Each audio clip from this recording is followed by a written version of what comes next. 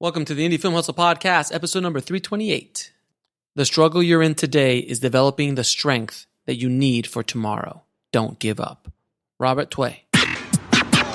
Broadcasting from the back alley in Hollywood, it's the Indie Film Hustle Podcast, where we show you how to survive and thrive as an indie filmmaker in the jungles of the film biz. And here's your host, Alex Ferrari. Welcome, my Indie Film Hustlers, to another episode of the Indie Film Hustle Podcast. I am your humble host, Alex Ferrari. Today's show is sponsored by Industry Jump.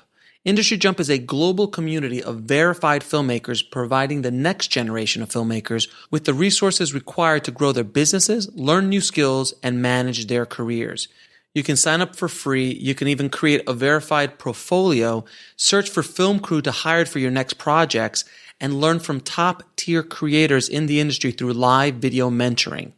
So if you want to check this out, guys, head over to industryjump.com. Today's show is also sponsored by Blackbox. Blackbox is a new platform and community that is all about financial freedom for filmmakers like you. If you join Blackbox, you will be transformed from being a worker to being a maker of your own content, and you'll be making steady passive income from the global market.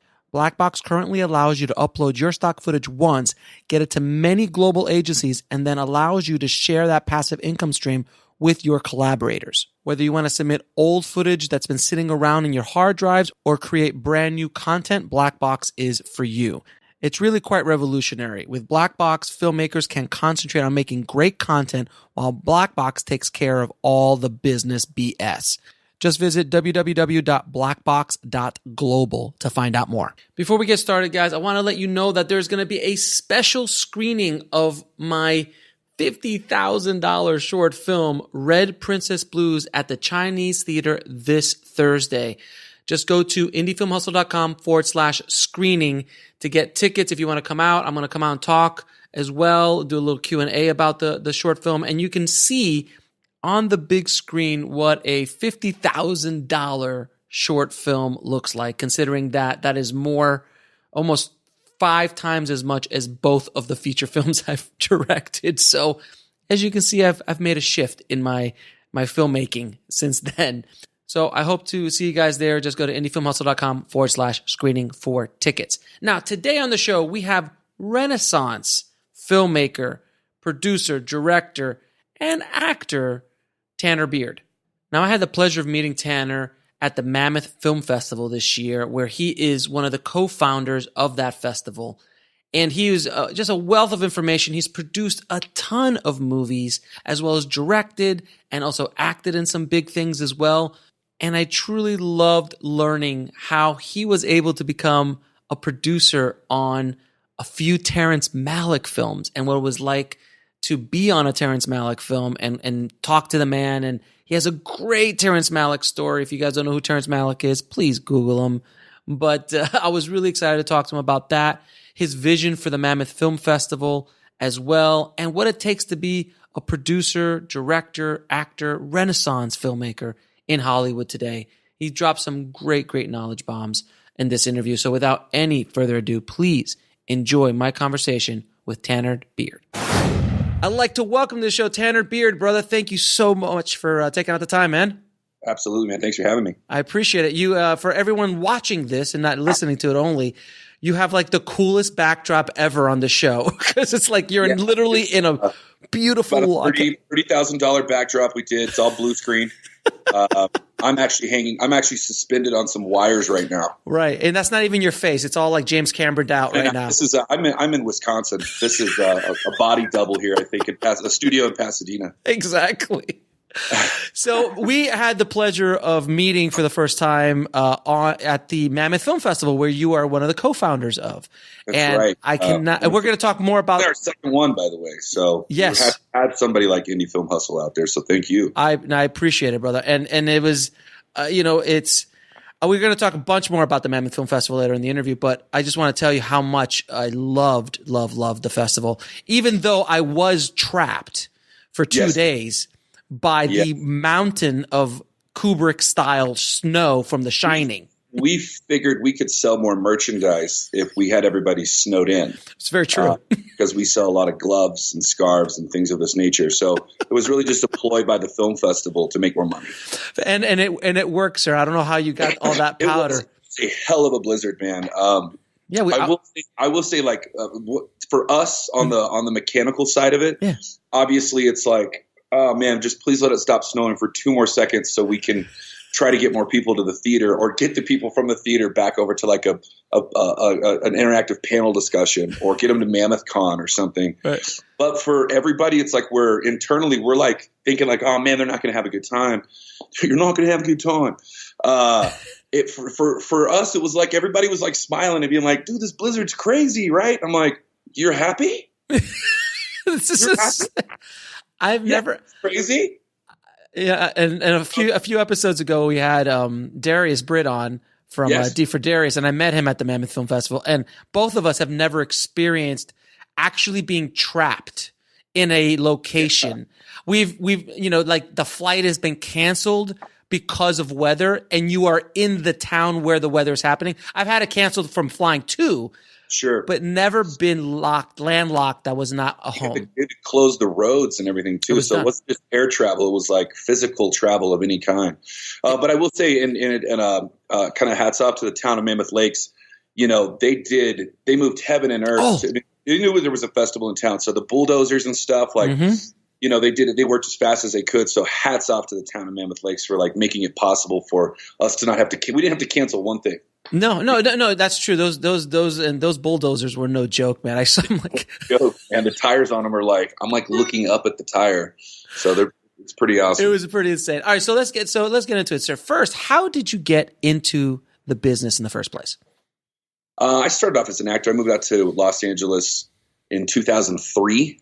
I used to be if I didn't get into the motion picture business, I was going to be a pro golfer. That's what I was really into. Wow. Growing up in Snyder, Texas. Shout out to Snyder, Texas. Patrick Malone, Barry Tubb, Powers Booth, Kevin Alejandro. So I moved. I did this film contest when I was in high school. And I was really into like Guy Ritchie films at the time. Sure, as everybody was when that movie came out. Soundtrack from like Lock, Stock, and Snap. Exactly. And I shot. I think about what I did when I was in high school. I shot this town, like we're running around with guns in like the town square, but it's Snyder, Texas, so like nobody really cared. But there's also like in a given Sunday, you'll see like 2 turkey walking down the street in like our town square. That's how like kind of West Texas this place is. So it's like it's just kids with guns in the town square, not a big deal. They're kids. You know what I mean? So, but I'm thinking, and we're dressed up like mafia guys. Anyway, I think about it now, and it's just so crazy what we used to do. And maybe that's why it won this film contest, because they were like, "Wow, these kids must have gotten permits, and they're really taking care of. They're really on top of it." Instead, we were just like crazy enough to do it. But I made this little Guy Ritchie-esque type of movie. And, for that reason, just getting to use the town as my asset, got a scholarship to Auburn University. Nice. Which, disrespect towards Auburn, but I just didn't want to go study film in Alabama. All right. But I think at that time I kind of got like, my parents were like, oh, well, maybe these crazy videos he's been making, maybe we'll get somewhere one day. So with that said, I went to the New York Film Academy at Universal Studios there in Los Angeles. Right there in Universal Studios. Oh yeah, look, I get it. And like I remember as a kid, like Spielberg's. Album offices were like right there. And I remember one day, of course, we used to smoke cigarettes back in the day. It was so much cooler.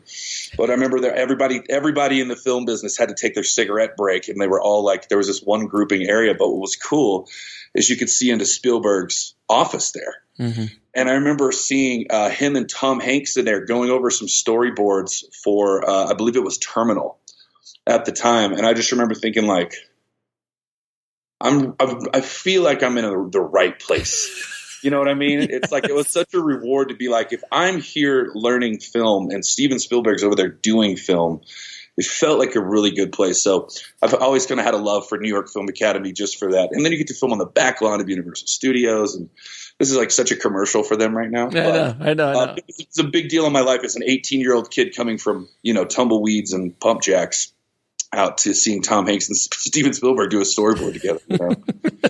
So that got me out to Los Angeles. And I really, man, was just trying to do the acting thing for a long time. I still do. I mean, I still love to act. As long as I can do like 1 or 2 projects that I don't make a year, I still feel like I'm in the acting game, you know? So I've gotten to do some pretty great projects there. But my real, I think, passion is just filmmaking in general. You know, I like to be a part of great teams, great people, great projects. And luckily over the span of 15 years, I've been able to work with some amazing people. And it's funny, I've gotten to do some really big movies, but like the smaller movies that you have far more, you know, your hand dipped in are the ones I'm like more proud of. Like I got to do a movie with like Christian Bale, but somebody would talk to us like, tell us what it was work, you know, what was it like to be a part of Night of Cups? And I'm like, yeah, it was great. So we did this movie in Spain for like $80,000 called 6 Bullets to Hell. And I just sold it. Yeah. They're like, yeah, that's great. So, you know, so it's just like a back and forth of like, who cares? Yeah. They just want to see the big star stuff, all the big stars and stuff. Yeah, exactly. No, yeah, because you actually kind of made your bones coming up doing kind of DIY kind of filmmaking. Yeah, man. I have a production company called Silver Cell Entertainment, which I just found this old like coffee thing. Nice. And I'm like, this is fantastic. I've been looking for these. But Silver Cell Entertainment, we've gotten to do some really great films. We did Hellion with Aaron Paul that went to Sundance. That was actually, speaking of being snowed in at places, so my first Sundance experience, I was also snowed in, but up in a house. A bunch of us had rented a house. What year? That would have been 2010. Okay. And it was a horrible snow year, but like we all thought it would be great up at this. There was like 15 people staying at this thing, a bunch of just different organizations. I remember it's like where I met Shane West, who became a good friend of mine. But if you were up in that house at the time you were there, you missed 3 days of the festival because there was no way they could like get you out of this house. So it was like this really weird scenario. Speaking of The Shining, man, you know, it was like this somebody's like giant mansion, and we were just there. But it's where I got to meet, you know, Steven Garcia, who I do business with today, Jeff Caligari, producer of Waterstone Entertainment.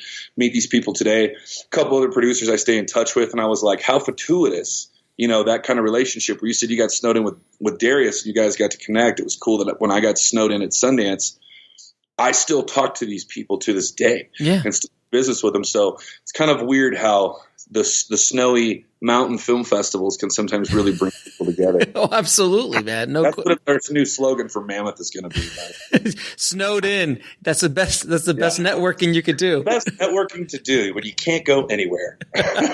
No, it's absolutely true. Like you've got no internet's down. You can't do anything. All this kind of stuff. You're like, what are you going to? Well, I guess I'll talk to these guys. Yeah, exactly. Well, it's great. Hey, you know what? It's old fashioned to just talk to another human these days. I know, right? Exactly. So you kind of tipped out a little bit about kind of the projects you worked on. I mean, you've done a lot of indie work as well as a producer. You also direct as well, and do some directing as well. But you also produced with this young upstart. What's his name? Malik. He's going places. Terry Malik, as we like to call him. This kid, he's going to be something.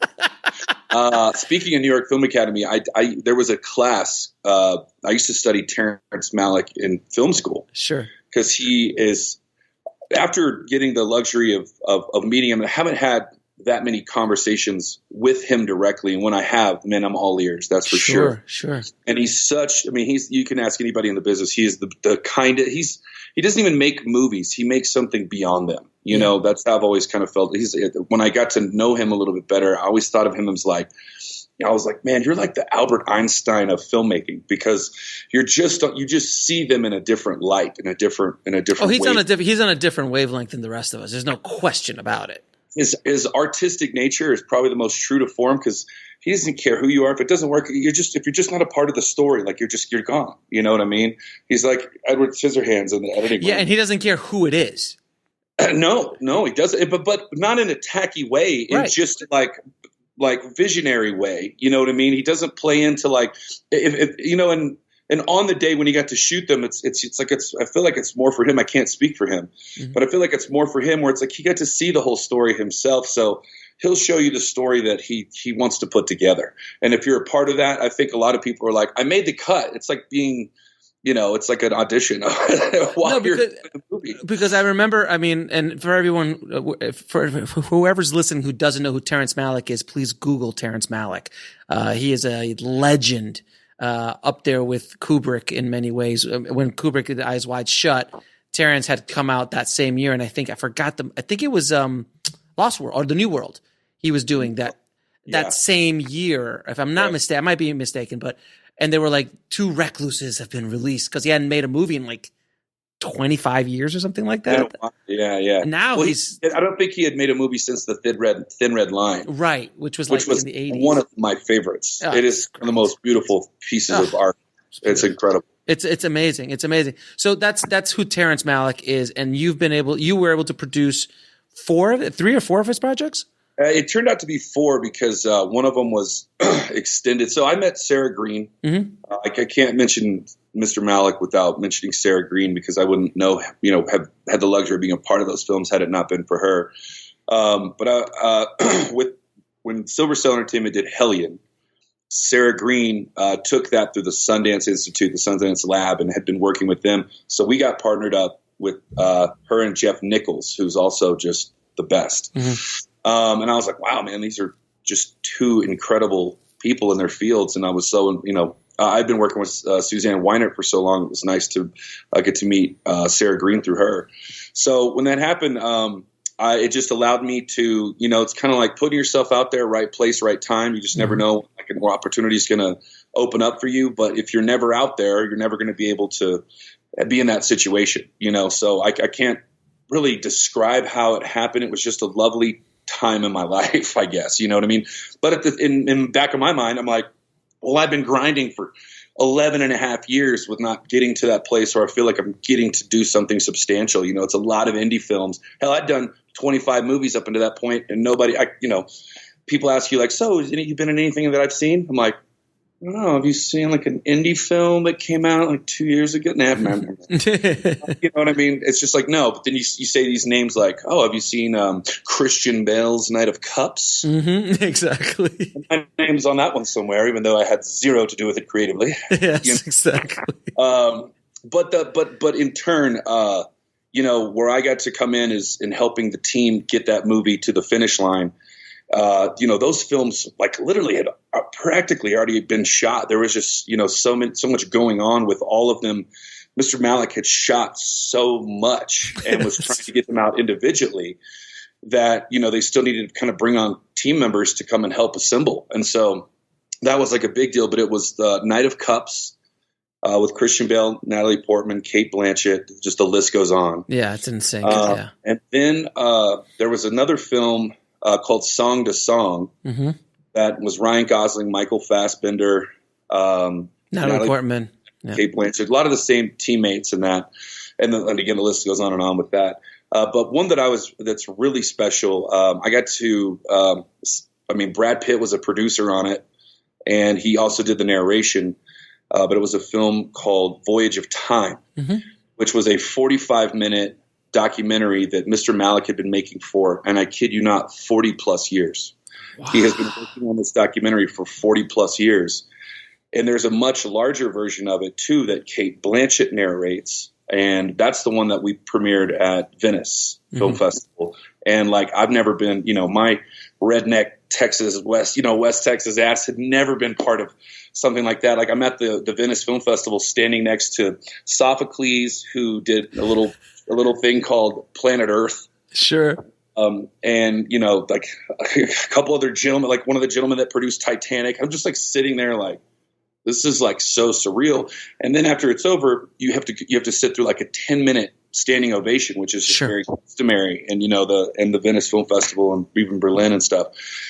So that for me was just like, it wasn't like a rite of passage. It was kind of like, I felt like a Final Wish Foundation or something. Yeah. I mean, Make a Wish. Last Wish or something. Yeah, Make a Wish Foundation. Yeah. But I will say, sometimes you do have to take a step back and really be grateful and also feel gratified for the work that you do put in. You know what I mean? If you don't take those minutes and say like, if you don't kind of reward yourself with saying like, well, you know what, man, maybe I do deserve to be here a little bit because of the work that I have put in for all the years, and hell, just being honest and doing business in an honest form, I feel like got me here faster than trying to, snake my way through this industry where it's just like, you know what, man, just keep putting in the time and the work, honestly, and it will reward you. So, and it did heavily from 2014 to 16, really. Those were some big years of my life. So I think I went to like 12, 15 festivals during that year. Cause not only did I have my own projects, but we had all these, Malik films and stuff coming out. And then, one thing that was really cool, I went to the Toronto International Film Festival, and the Brad Pitt version of Voyage of Time, was the first IMAX movie that TIFF had ever done. So I was like, oh man, like now when they're doing IMAX movies like 16 years down the road or whatever, I'll be like, I got to do I got to be part of the first one there. That's so cool.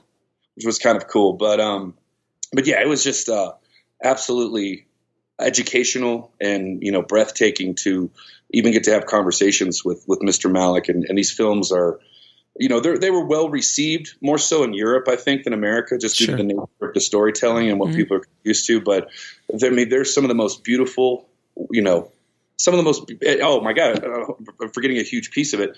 Chivo. I was about to say Chivo. Chivo did the cinematography for these pictures. By the way, for everyone listening, Chivo is arguably one of the greatest cinematographers of all time, and he won 3 Oscars in a row. Yeah. I don't think anyone's ever done that before. And honestly, man, like if he shot these movies before he went and made those, that's how long these were in post.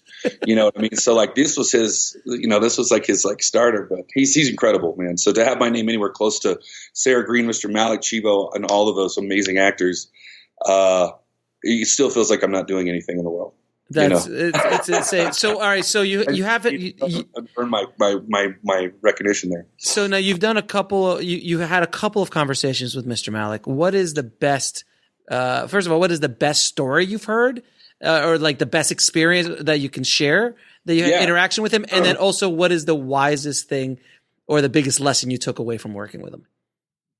These are both great questions, and they're just really cool stories if you're a fan of his at all.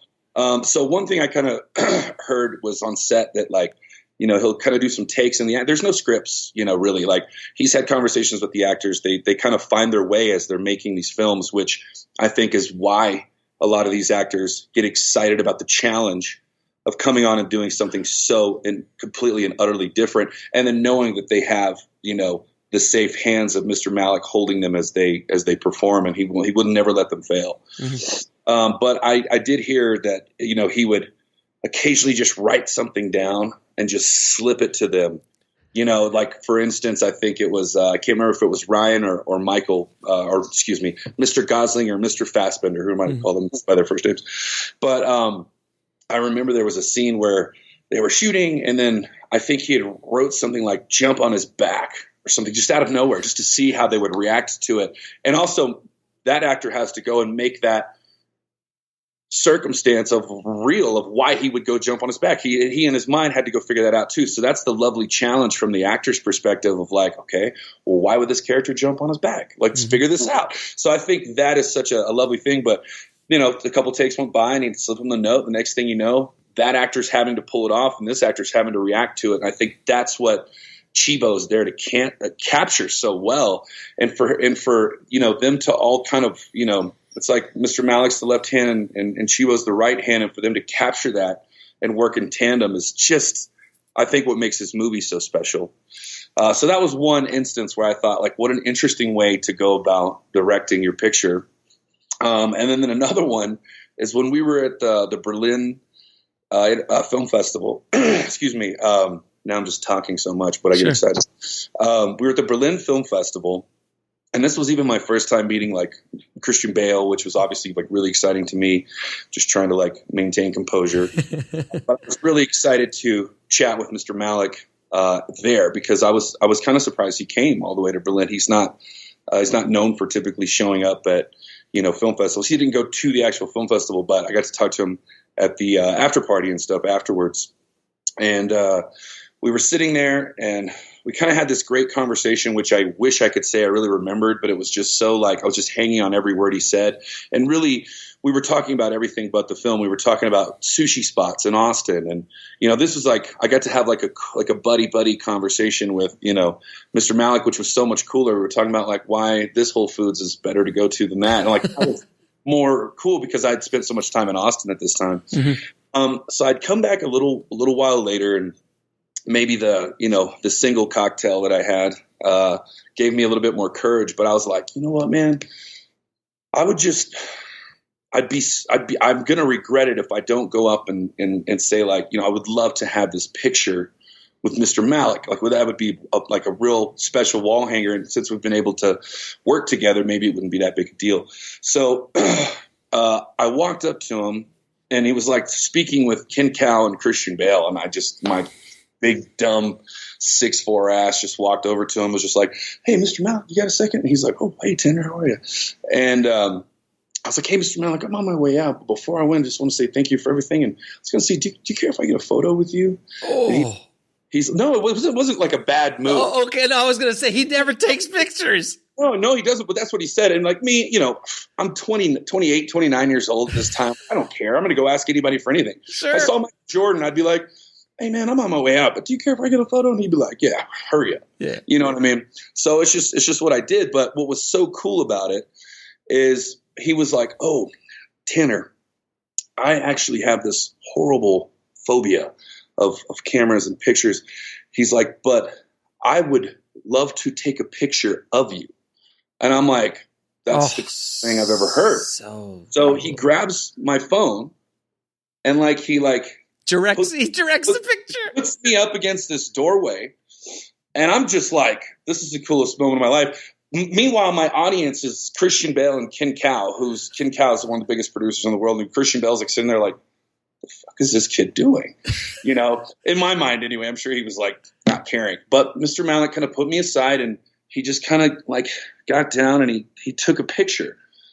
And then he handed it to me, and I was like, this is 1,000 times cooler than me being like, right. With him in a picture. And so I have the picture here. I don't know if the camera can see it or not, but this is the picture that Mr. Malik took of me. Wow. And I was just like, I'm keeping that forever. And I get this like in a frame, but it would just be like, why is this picture of you in your bathroom? Malik took that picture of me. But that is, as a young filmmaker, as a person who never wants to stop learning, and somebody who doesn't take for granted who they get to work with sometimes, that was a really special moment because it was so endearing from him. Yeah. And he took the time with me, and it was just a really cool thing that makes you want to kind of pay it forward if you ever get to that point. That's insane. That's a great story. That's my very long-winded Terrance Malick story. Now, what is the biggest lesson you learned from him? Well, I mean, he just has this overwhelming fan base of people that work for him. Mm-hmm. There's not one person that I've ever heard of working with Mr. Malik that is like, this asshole shoots forever. Or, it's like everybody's kind of like they're like being a part of his picture. It's like he's got the canvas and you're either the easel, the brush, or the paint. You know what I mean? If you're working on his set. And I think everybody really appreciates even being the easel, or what have you. So I don't know. I would say the way he treats people is a long way. You treat everybody nice, and then people want to work with you next time. Even if the situation's great, even if a blizzard comes in and wrecks your film festival, I found it very endearing from my team that they were like, you know what, man, we're gonna take Savvy to this next year. So. I think the way you treat people is probably the biggest thing I picked up working for Terrance Malick, for sure. And one last question in regards to Mr. Malik. There isn't anybody alive that I can think of that has his kind of clout or power to make the kind of films he wants to on his in the way in the fashion he wants to do it with the kind of cast. I mean, you're talking about the biggest movie stars in the world coming in. I'm assuming not working for $20 million because that's not these budgets of these films. Yeah. They're basically like, I just want to work with you. What do we need to do to make this happen? The only person I can think that did that prior to Me Too was Woody Allen, and then also Kubrick. And other than those three, there was really never like a carte blanche. Like Spielberg, of course, has that, and Scorsese has that, but they play in different sandboxes. Their sandboxes are much more expensive. Yeah. So like just to come out for like the mere fact of working part of it. Yeah. There's not that many guys alive doing it. A lot of people show up for Rodriguez, but you're right. That's a different sandbox. That's also another different sandbox as well. Yeah. So what do you think it is about Terrance? Is it just the myth? I mean, the mythos of him? Because I think it is, because obviously if you didn't know him, and there's people that don't know him, that, I have actor friends and they were like, dude, you got to get me on the next Malik picture. I'm like, I don't have that capability. Like you're barking up the wrong tree, pal. Yeah. But I think it's the people that he surrounds himself with, his production team, Nicholas Gonda, Ken Cal, Sarah Green. I think a lot of those people have a big thing to do with it, because they're all Jeff Nichols. I mean, her and Sarah Green. Him and Sarah Green, excuse me, they make incredible films too with incredible cast. But I think it is just the fact that he offers such a different kind of theme park that these actors want to come and ride those rides because they've never ridden they've never seen a theme park like this before. And I think the freedom and also the challenge, I think he's the only person who has the mental finish line in his head that allows them, again, such a safety net to come and fail, be courageous, make mistakes, and be brilliant. Mm-hmm. And I think Mr. Malik provides such a platform for that that's the allure of anybody. I mean, to show up on set and have a little inkling of your character, but still not knowing what you're doing, but knowing that you're working with Natalie Portman across from you, like that's fun, man. That's about it's terrifying, but yet fun. And it's Terrance fine. It's Terrance fine. Dad joke 1. There'll be 6 more coming up, so stay tuned. I appreciate that. So when you're producing, man, how do you pick your projects? I mean, I'm assuming you get bombarded, especially after your track record, that you get bombarded with people going, "Hey, can I make a movie? I want you to produce my movie." What's in a story or in a project that makes you go, "That's it"? Yeah, man, I'm the worst producer on the planet for the simple reason that I have my own projects. Like we have our own slate of films. I'm trying to get this Christmas movie off the ground that I intend to direct. And I've been trying to do it for so long, but all these other things keep coming in where it's like, when it's your project, you're like, I can get to that anytime. Let me go run off and do this or whatever. I've been very fortunate in just, I don't have any representation. I don't have people working for me, or, I get a lot of emails of people wanting stuff from me because they assume I can do something for them. But I'm so out just trying to make my way in the world today that I don't fund movies. The little bit of funding, I just did a Bone Thugs and Harmony documentary with my director, Tim Newfang, but that was the only in-house project we've really done since Hellion, which was 2013. So it's hard to say, man, but I'd love to talk about producing and help producing, but I think these movies just kind of fell into my lap due to the circumstances of what I was working for. So it assumes like I'm out there just producing a lot of stuff. I'm really out there, man. I'm writing, I'm grinding, I'm acting, I'm trying to get my own stuff off the ground. We have a great slate of coming out. And really I was so busy making these films up until about the end of 2016. And I'd always had this dream to do a festival in Mammoth. And funny enough, there used to be the Mammoth Film Festival in 2008. And that was the first film festival I ever went to. And cut to 10 years later, I've competed in everything from Sundance to Berlin to Venice to TIFF. I've competed in probably the top 8 of the 10 film festivals in the world. But my very first one ever was Mammoth Film Festival, which they stopped doing about 2010. And then I think it kind of was going on during 11 and 12, but they weren't really having a film festival. So I'd always just kept my eye on it. And I tried to take it over in 2010. But at that time, I was like, dude, there wasn't even an airport in Mammoth you could fly into commercially. So much has changed. Mammoth has grown to where I'm glad I got to go off and build my career up a little bit, where I could come in and have a little bit more knowledge. And we bring in great panel discussion people because I've met them in film festivals from all over the world. So the festival world's been my life. even with, I remember one of the coolest film festivals I ever had was South by Southwest, I believe in 2017, where we had the opening night movie with Gosling's Song to Song. And then I had a movie that I produced in Baltimore called Silvio. And then I had acted in a film that we shot there in Austin. And I was just like, dude, I've got a movie that I produced. I got a movie that I've, produced and acted in. And then I got a movie that I just acted in, all here at South by, all premiering. This is probably like the highlight of my life. So I took that standpoint and said, you know what? This is pretty cool. Things are going well. I think it's time to go and try to build Mammoth Film Festival, because I just acquired the name in 2016. So I grabbed Theo Dumont, who's a friend of ours. Of course, yes, Theo. Sure. By the way, Theo also is Spike Lee's publicist. Yes. Huge night a couple days ago of this recording. Did you see the picture of him holding the Oscar? Yeah, it's awesome. It's awesome. So Holly Shorts is, probably arguably the largest short film festival in the nation. They do like 10 days of shorts. It's incredible. Yeah. But that's all Theo Dumont, who's a co-founder of Mammoth Film Festival. So I grabbed Theo and I was like, hey, man, I really want to make this festival in Mammoth. I kind of have the name Mammoth Film Festival. Nobody else can use it. Let's take a trip down there in January 2017 and go check it out, see if we could do something down there. And we grabbed Tomek Mansouri, who I was also doing a film with called Riptide that got pushed. And I think that was another thing. We were doing this movie with Val Kilmer called Riptide, and he had some medical issues that held the movie up. Right. And so we decided, well, let's stay proactive. Let's go do this film festival thing. This is a sheer sign of like it's time to take a step back before you can take a leap forward. So we went out to Mammoth, and it literally, by the time we got out here in January 2017, we left a couple days later of, can we do a film festival out here we need to pick a date. That's kind of how excited some of the people that we were talking to were about it.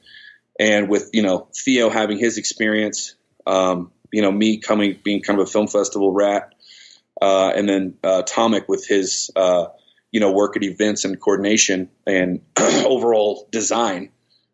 It was kind of a dream team. And then we brought on other people like Alexandra Chando, who's a great actress, who's, has had her own television shows and everything else. Excuse me, Dylan Efron, who's one of my best friends, Zach's brother, came on board.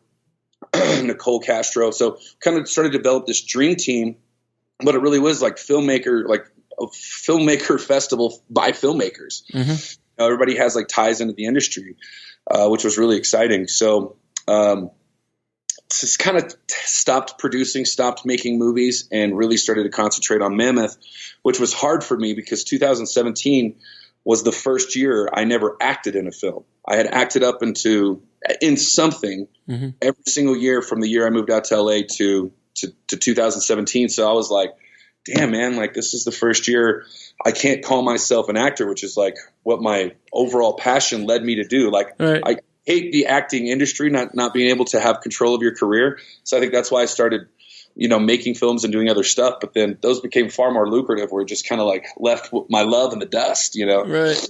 But for me mentally, I don't have to say I'm an actor. Like I don't need to go out and tell people that. I just know that that's what drives me. You know what I mean? Sure. So that was the first year I never acted anything, because we were building, this festival. We're kind of building like a 6-lane street in like a town of shacks at the moment. You know what I mean? Right. It's kind of how I feel with this festival. But if we don't build this 6-lane street in 10 years, won't be able to facilitate. So we started off big and ambitious and everything else, but with a name like Mammoth, you're not going to do anything small. Right. So I hope to get back into some movies. Like I said, we have a Christmas movie we're trying to do, but I think if I take even like another year off and just really concentrate on building this solid foundation, there's no telling how high this building could be, No. Without question. I think my experience with Mammoth, I mean, this is the second year, and I remember Theo and them telling me about the first year and it was an insane launch. Like it was the biggest first year ever for a film festival. Yeah, I mean, you showed up ever, yeah, you showed up big. I mean, you guys came with the guns blaring. And then this year too, when I was there, I was like, this is a second year. I mean, I've been to hundreds of festivals in my life. Yeah. And I'm like, this is a second year festival. Like, this is insane. Like, yeah, no, you've got amazing talent. You had amazing stars around. You had great films, and And the only thing you can equate it to is like a mini Sundance. Like that's the only thing you can equate it to. If anyone who's been to Sundance and been to Park City, you're like, oh, I can smell that same thing happening here. And I can see 10 years down the line or even faster, this turning into a really serious, one of those big top tier festivals without question. It's got the potential to do it without question. Also, I think during the timing that it's in, it's right after Sundance. Mm-hmm. So some people are like, I just went to the cold. I don't need to go back to the cold. But also, Sundance is getting up there in age, and I would never disrespect Sundance in any form or fashion. But I think a lot of people have been to Sundance. You know what I mean? I think a lot of people have been like, oh yeah, I've been like 3 or 4 times. Yeah. But not a lot of people, it's kind of like we're just offering kind of another alternative. And right now there's so many fantastic movies that don't make it into Sundance and sometimes won't make it into South by because everybody kind of banks on that Sundance check. You know what I mean? So what's been kind of great, and I think the reason we've had so many world premieres is it's very difficult to pull off a festival in February because you have to start planning damn near in September because you got to go through Halloween break. You got to go through Thanksgiving break. Mm-hmm. You name like it's all through the holidays. You got to it's like your gears are turning, then just the machine shuts off, and it takes like several minutes for that machine to get cranking again, and then boom, it shuts off because it's Thanksgiving. Mm-hmm. So, it's taxing to do the festival in February, but at the same time, when February rolls around, it's a great timing for people to like have a little bit of time to go and stuff like that. I know there's a little bit of pilot season and award season and stuff like that. This year was kind of interesting because Sundance went a week late. Yeah. Lynn went a week early, and then the Grammys magically showed up during our festival. Where last year the only thing that impeded our festival was the Olympics, which we had Olympic parties and we watched them here in Mammoth. Hell, half the town, practice here, or the Olympic team practiced here in Mammoth. So it was kind of like we embraced it, as part of our festival last year. But there was no, Sundance was still back in January where it's supposed to be. Mm-hmm. They weren't coming into February. But we do, we do like this time of the year. We do like this event. And I think, like I said, it's hopefully going to be, if you didn't get into Sundance, maybe you got into Mammoth, because we are offering like a marketplace here with so many great companies, which I'm sure you got to, meet a lot of. But, it's got so many people. Paper Chase Films was here looking at movies. Dylan, Spotlight Pictures was here looking at movies. Lionsgate was here looking at films. So the fact that you can now, hopefully by year 2020, come here to know if your movie got accepted as a world premiere or even not a world premiere, just a movie without distribution, you can get bought and sold at Mammoth Film Festival. That's going to be the game changer for us, because as a filmmaker, I know that would make a huge difference. Yeah. If I can go play in, Dunkaroo, Indiana, that's fantastic. But if nobody's going to play or buy my film, it's just some people watching it. And that's cool. It's great. And so what this industry needs to continue to have, but like also it's a business, I want to get my stuff bought and sold. I want everybody to see it, not just, 80 people in a film festival. Are you going to start doing, or are you going to try to do kind of what like TIFF does with like a little mini market? We started it this year. It was more of like kind of they had the outside looking in. There's not like a physical room that we're establishing yet, but I think already going into next year, a lot of the people that speak on our panels will also be there, having meetings, like trying to work, kind of like Cannes does, where everybody just goes and sits on the beach and talks movies and, next thing.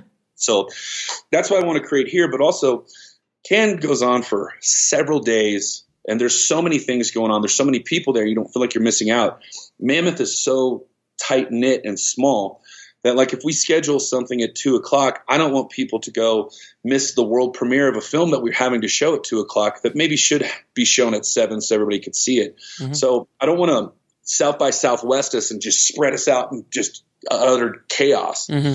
But I do want to have it like controlled areas where like everybody feels like they can go and catch at least 90% of everything at our festival. So keeping it controlled and condensed. I don't want to get too big for our britches too fast. Mm-hmm. But I wish I'd have said that year one, because we kind of started off way too big, but never change it, That's awesome, man. Now, I wanted to ask you, just from your point of view, what do you think the future is for independent media moving forward? Independent films, independent series, independent things, because the landscape is changing so much, and I'd love to hear your perspective on it. it's going to struggle, but I don't mean that in like a way that it's like we should be fearful of it. Let me take that back. It's going to have to pivot a little bit and be its kind of, I think it'll tear off where it's like you have indie film and it'll have its own world, and that world will eventually have its own walls around it, because right now so many people don't really go to the movie theater, which means everything you're watching is on your television or on your devices. Mm-hmm. And I'm very guilty of that too. I have such a fast-paced life. I try to catch stuff when I can, but when I do go to the theater, I'm like, oh yeah, I love going to the movie theater. Mm-hmm. That's 6 times a year for me. You know what I mean? Same here.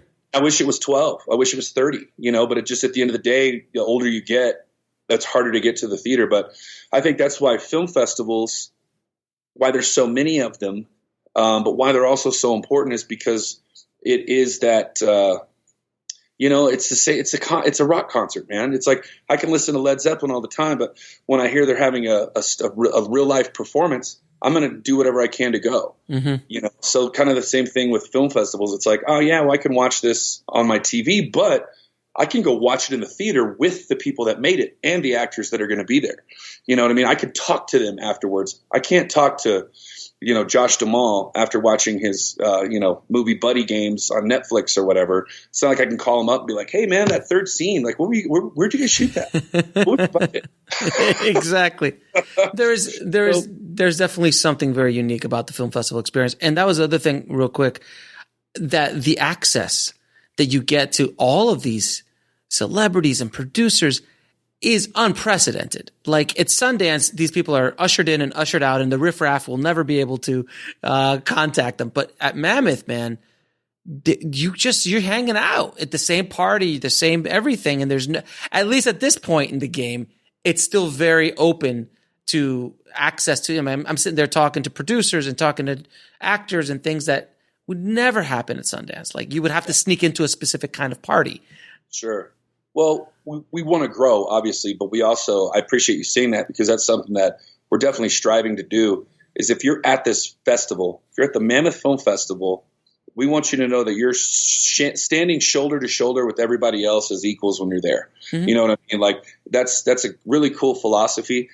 And if you do come to just see the stars or just see, a certain movie, or just try to come and get an autograph, that's okay too. It doesn't mean like, you're not, you can't be a part of this person, but that's why I think we try to do a little bit of both. We have these they're not networking events. They're just simple festival parties. Like we did the Tipsy Elves 80s ski lodge party. Yeah.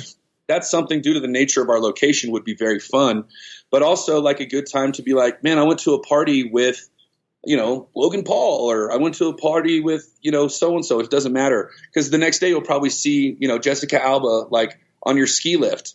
Mm-hmm. Going up there, and then you'll see her at the world premiere of whatever showing at 7:00 that night. So, but that was kind of my experience. My first time going to Sundance is I got to like literally see Jessica Alba like snowboard past me. My first time I'm trying to like learn how to snowboard and stuff. And like, that was several years ago now, but 10 years ago, I was like, that was a really cool moment. I'm like, I want to bring that to Mammoth. I want to bring this kind of accessibility, but at the same time, you're right. We do have to kind of be somewhat cautious and try to get people in and out. And also they're here to see their movies and do specific press, and you got to get them there, and it can't be an autograph session or something like that. But I didn't see it. By the way, I didn't see any of that. It was all very respectful, and nobody like, for you to like have to fly up, set up shop in Mammoth for an autograph, you've got a lot. You need some more things in your life to do. Yeah, right.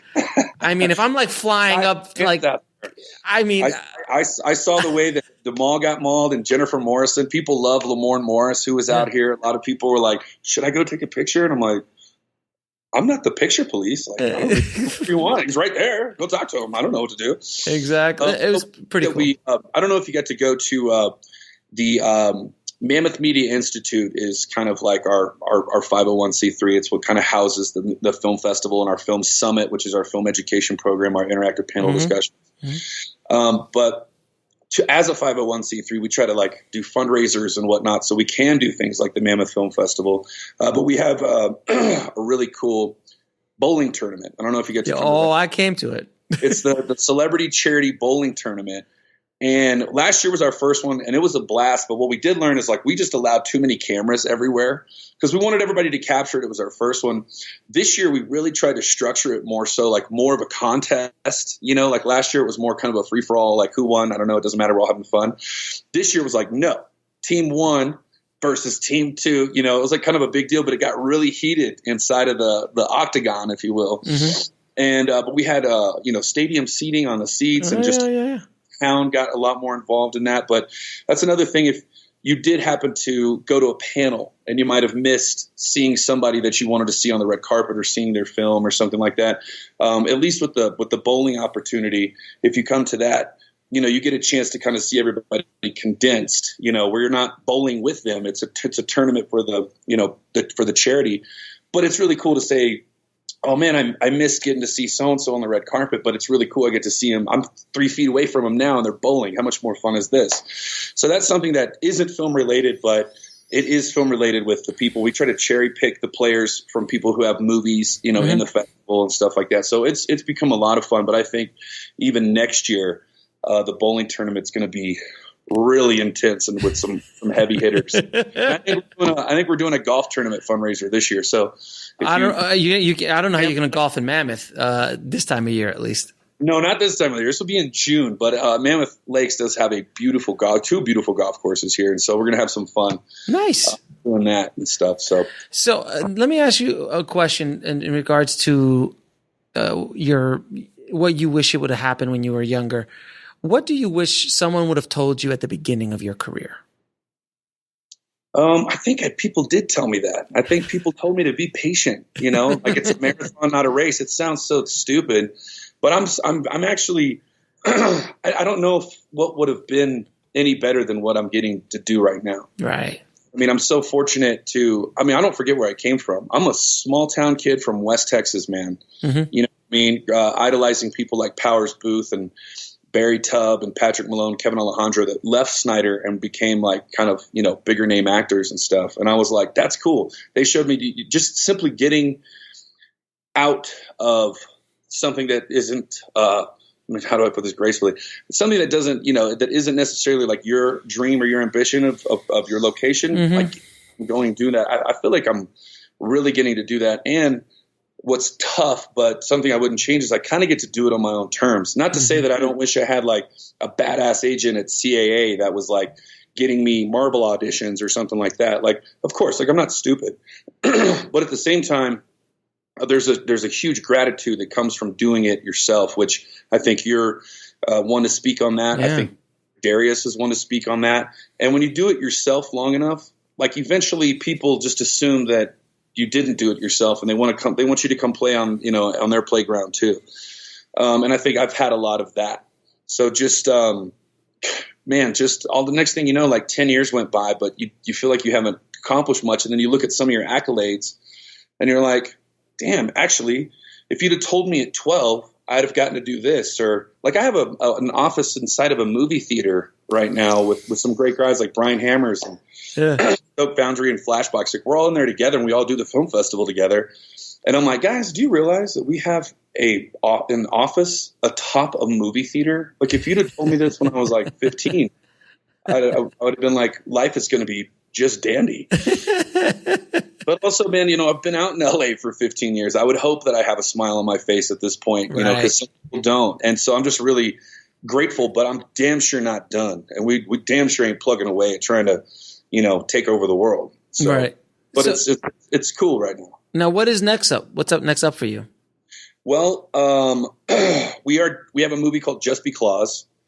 And I think there's so much snow on the ground that we're kind of teetering of like, do we actually try to go ahead and go take this into pre-production? Like, can we shoot this somewhere in May to look like early December, or do we just wait until next year? Because there's so much stuff going on. Otherwise, I mean, I have like 11 projects in the works and stuff. That's awesome, dude. All of them are just like waiting for the green light to go, you know? We have a comic book that we just did, a graphic novel called In the Name of the Gun, that we're trying to turn into a series, but we just wanted to own both IPs. And it's really fun, man. We want to go out and shoot it in Spain. I'd love for like the El Rey Network to pick it up or something like that. So we'd love to, I'm going to talk to Asa about talking to Robert about that. We have the Christmas movie. We have a video game that we're pitching. There's a ton of stuff. There's all sorts of stuff, man. But it's the things that are going right now. Actually, I mean, if I could plug anything, there's a great film. I don't know if you got to meet Kyle Tequila, who was one of the first. Yes, I did.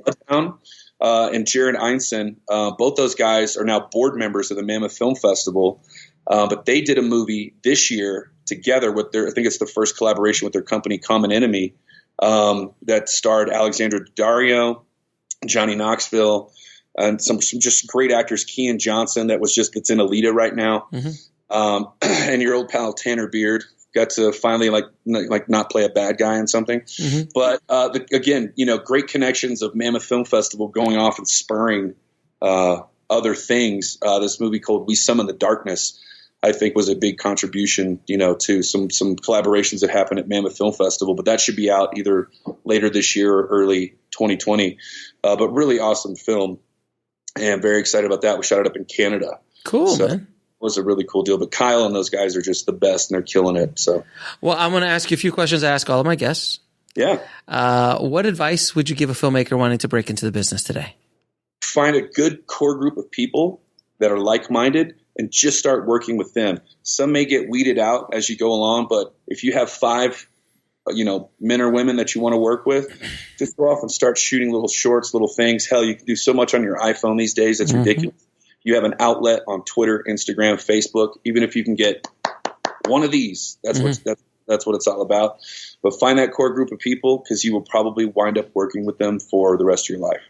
Can you tell me what book had the biggest impact on your life or career? The Bible. Yeah, I knew you were going to be trouble. I knew you were going to be trouble. I will say, as a product of being a stubborn cowboy in West Texas, I didn't read a lot of books. What I will say the biggest impact of my life was another stubborn cowboy who didn't read a lot of books, played Wolfman in Top Gun, a gentleman named Barry Tubb. He did a movie in my hometown in Snyder, Texas, when I was 16 years old, and allowed me to come and be on that film set, which housed Julia Roberts, Bruce Willis, Natalie Maines from the Dixie Chicks, Joey Lauren Adams, Emma Roberts. What movie was this? It was called Grand Champion. Oh, yeah. I remember that movie. Yeah. It's Grand Champion. Essentially, it was like Free Willy, but a boy and his cow in West Texas. But for me, it was my film school, and I got to have it at 16. And the fact that this gentleman, Barry Tubb, he allowed me to come and be, not only on his set as a kind of a gopher, but eventually, like, he would, I was just there for access, and I just got my driver's license. So he's like, Tanner, take Julia over to the Coliseum. It was like, okay. So you're driving around Julia Roberts, like Miss Daisy style, and you're like, so how's things? And I'm like 16, but to get that engagement, like that's when you caught the bug, and to get to sit and watch 35 millimeter being made. Yeah. And like my job became a cable wrangler. Like when they're doing the dolly, I had the cord, to the monitor. So like I learned how to wrangle cord, and like I took it so serious, man, because like I didn't want to get fired. No, that wasn't like a little like $5,000 independent movie. You were on a set with some big players. $5 million movie or something like that. And then just the people that would come by. I remember like they'd be like, Tanner, you need to go escort George Strait from this room to that room, because there was just nobody there. And I'm like, the stuff that I got to do so young and like trusted in made you kind of grow up in the business. And also Danny Motor, who's Julia Roberts' husband now, he really kind of took me under his wing and showed me a lot of stuff about cameras. I learned a lot. Yeah, he was the assistant cameraman. He was the DP. Oh, he's a DP. Gotcha. He had just come off of The Mexican with Brad Pitt and Julia Roberts. I think that's where they met, and then he was recommended to be the DP on this movie. I think it was his first DP job, actually. But like just getting to learn about Panavision and seeing film, even though we don't use it today, it was like I feel very grateful for getting to see that. Where if I was 10 years younger right now, nobody would have the luxury of getting to hear the checking. Just money going. That's like $1 a flash or something. But for me, that was kind of my film school. Good for you. That's cool. After that, I saw people just doing it, and like just it's kind of like when you go to an NBA game for the first time, you see them on TV, then you're like, this is just people playing basketball. Like it's at a very high level. You know, yeah, it's bad, but at the end of the day, you're like, these are just huge dudes playing basketball. Like, wow, this is, you know, it's like just the realization of you can do it too. That's awesome. You know, I think is what that kind of meant was. So now, what is the lesson that took you the longest to learn, whether in the film business or in life? Patience, man, because you know you want it now, right now. You know, back when I was just doing acting, it's like if you didn't get an audition, you know, it was like the end of the world. When you're 22 and, you know, you walk CSI New York and you're like, God, man, that guy only said 4 effing lines and I didn't get it. I'm not good enough for the 4 lines? Like, who you got a Harvey Weinstein in this business? Wow. He's become an adjective. Oh, Jesus Christ. He's become an adjective now. It was true, man. And it was like, it just was, everything was like so life or death, especially like when you're out there, you know, you're trying to find a job. Hell, man, I had a new job every week just because I didn't want to have a job because I wanted my job to be acting full time. But it was like, awesome. I'm like, okay, well, now I'm a taste tester for Burger King for $20, so I could put gas in my car to go to the next thing. You know what I mean? And then, luckily, as time went by, you were able to start garnering more money, and I feel very grateful and stuff for everything I have now. But cool. You know, it's just the grind at the time. I guess just if you can just know that like that you're in this business for a long, long time. And I see friends of mine that have been in huge franchises, and then like, you know, 4 or 5 years later go by, like they're back to auditioning and stuff like that. So, you know, we have this great team of people. Again, best advice I could give is grab yourself a great group of people and allow them to be like-minded, you know, friends of yours. And cause you're going to help each other throughout the years. I mean, absolutely, man. My friends, you know, they support me in everything I do. I try to support them in everything they do. We exchange stories, we exchange triumphs, you know, we exchange victories and sadness. And it's a family that you have to build because it's such a independent and very lonely industry if you allow it to be, but it can also be the opposite if you find a family, you know. Very cool. Now, the toughest question of all, 3 of your favorite films of all time. Tombstone. Great movie. God. Is my favorite movie of all time. I love Tombstone, man. Val Kilmer. Why didn't he get an Oscar for that? It's just bad timing. It came out in like December. Yeah. It's just bad timing. Yeah. But absolutely one of the best performances ever put on film. And everybody says that to this day. Oh, no. Yeah. Absolutely. That's this is the best. Jack was at the film festival, his son. Uh-huh. I always want to go up and say something to him about Tombstone, but I got to keep it cool. But that one was definitely my favorite movie. Braveheart is another one of my favorite films. Amazing film. And you know, man, it used to be Gladiator is number 3, but when I really break it down, No Country for Old Men is so a flawless film. Oh, it's perfection. Such a, you know, there's no music in that entire movie except there's a little bit of ominous tone when we first see Javier Bardem's character get out of the car. There's a little bit of ominous tone and not one stitch of music for the rest of that movie. Can you believe that? It's so flawless film. It is the Coens at the height. I mean they're just. And Josh Brolin was phenomenal. And all of them. Javier, and they shot it in kind of my old stomping grounds in West Texas out there. I'm about 4 hours from Marfa, but that's where they kind of shot that stuff. That's awesome. Now, where can people find you and the work you're doing? Yes, I'm at Brad Pitt. So yeah, well, you know, I would rather plug. I'm terrible on social media, but I do have Instagram. It's at Tanner Beard. Everybody gets mad because I don't follow them because I only follow Mammoth Film Festival and Silver Cell Entertainment, and everybody's like, "Dude, you can't follow me, dude. I follow you." I'm like, I look at stuff. I got things to do, man. I got time to follow people. No, it's not even that. I'm more on Twitter, if anything. Sure.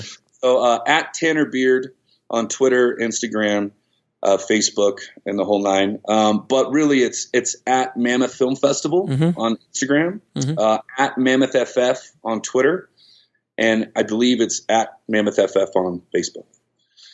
So, and then Silver Cell Entertainment's another plug. So, man, Tanner, it has been a pleasure talking to you, brother. It really has, man. Congratulations on all your success, and I look forward to hanging out at Mammoth many, many years to come. Absolutely. Well, Alex, thanks for letting me talk your ear off because I get really excited and I just ramble on from story to story. So I appreciate you listening to me. Thank you, brother. I appreciate it. All right, man. Have a good one. I'd like to thank Tanner again for coming on the show and sharing his knowledge bombs with the tribe today. Thank you so, so much, Tanner. And if you guys want to check out anything we talked about in this episode, please head over to indiefilmhustle.com/328 for the show notes. There will be links to the Mammoth Film Festival as well as contact information and how to reach Tanner himself. If you guys want to submit to a really, really cool festival, the Mammoth Film Festival is pretty epic. I've been to hundreds of film festivals in my career, and I got to say it's one of the most fun experiences I've ever had at a film festival. And they truly, truly, truly love filmmakers. So definitely check them out. And if you guys haven't already, please head over to shootingforthemob.com and pick up a copy of my new book, Shooting for the Mob. And if you already read it and purchased it, thank you for your support, but please leave a review on Amazon. The more reviews I get, the better the ranking is on Amazon, the more people will get to read this book I'm really, really proud of. So thank you again. Just head over to shootingforthemob.com. And that's it for another episode of the Indie Film Hustle podcast. As always, keep that hustle going. Keep that dream alive. And I'll talk to you soon. Thanks for listening to the Indie Film Hustle podcast at indiefilmhustle.com. That's INDIEFILMHUSTLE.com.